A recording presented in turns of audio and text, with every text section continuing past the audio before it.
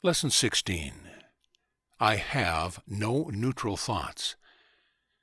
The idea for today is a beginning step in dispelling the belief that your thoughts have no effect. Everything you see is the result of your thoughts. There is no exception to this fact. Thoughts are not big or little, powerful or weak. They are merely true or false.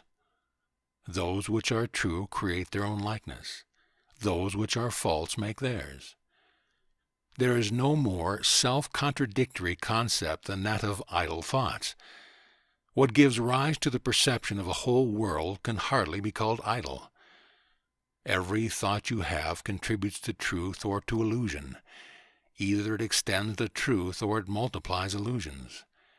You can indeed multiply nothing, but you will not extend it by doing so.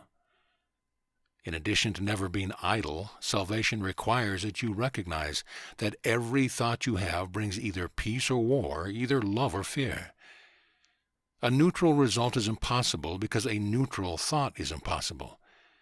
There is such a temptation to dismiss fear thoughts as unimportant, trivial, and not worth bothering about that it is essential you recognize them all as equally destructive, but equally unreal.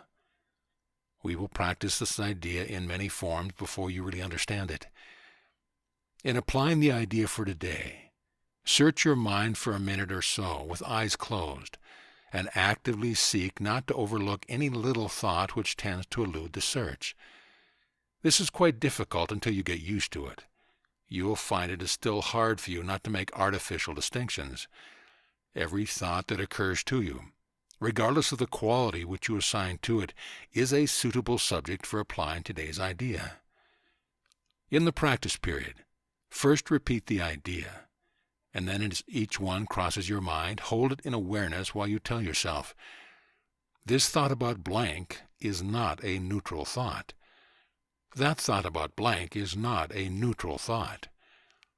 As usual, use today's idea whenever you are aware of a particular thought which arouses uneasiness. The following form is suggested for this purpose.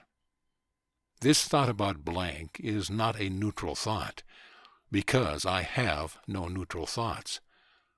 4 or 5 practice periods are recommended if you find them relatively effortless.